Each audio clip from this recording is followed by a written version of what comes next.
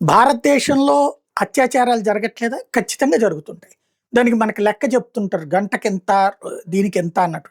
ఈ అత్యాచారాల కేసుల్లో 3 రకాలున్నది. ఒకటి నిజమైన అత్యాచారాలు. రెండవది అక్రమ సంబంధాలు, లేదంటే గనక వివాహేతర సంబంధాలు. వాటిది పట్టుబడ్డప్పుడు అవతల ఉన్నటువంటి వ్యక్తి మీద అత్యాచారం కేసులు పెట్టేది.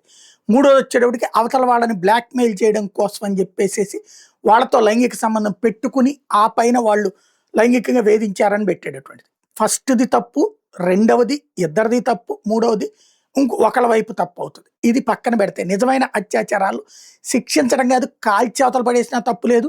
లేదంటే ఇప్పుడు ఇటలీలో క్యాస్ట్రేషన్ అంటే వాళ్ళకి లైంగిక పటుత్వాన్ని తొలగించేటటువంటిది చర్యలు లాంటివి ఇక్కడ కూడా ఆలోచించినా తప్పు లేదు. అయితే మన దేశంలో దాని గురించి దుర్మార్గపు ప్రచారం ఖచ్చితంగా తప్పనినే ఒప్పుకోవాలి. అదే సందర్భంలో ప్రపంచవ్యాప్తంగా ఉన్నది. యూరప్ దేశాల్లో ఎస్పెషల్లీ బ్రిటన్‌లో, లండన్‌లో వచ్చేటప్పుడు ప్రతి 50 నిమిషాలకి 54 నిమిషాలకు ఒక రేప్ జరుగుతుందట.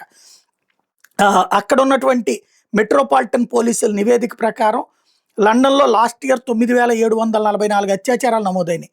అందులో క్రోడాన్‌లో 474, సౌత్‌వార్క్‌లో 467, నివహాన్‌లో 465, టవర్ హ్యామ్స్‌లో 460, వెస్ట్ మినిస్టర్‌లో 437, లెంబాత్‌లో 424, ల్యూషామ్‌లో 416, హరింగిలో 384, క్యామ్డెన్‌లో 357, ఈలింగ్‌లో 354, హ్యాక్నీలో 334, బ్రెంట్‌లో 333, గ్రీన్‌విచ్‌లో 320, హిల్లింగ్డన్‌లో 311. ఇట్లా చూస్తే అత్యాచారాలు నమోదైనాయి. అయితే ఈ కేసులలో అత్యధికంగా నమోదవుతున్నటువంటి కేసులు ఎక్కడయ్యా అంటే పర్టిక్యులర్‌గా ఈ ముస్లిం సామాజిక వర్గం ఎవరైతే అక్రమ చొరబాటుదారులు వచ్చారో ఆ ప్రాంతాల్లో ఎక్కువ కేసులు నమోదవుతున్నాయి.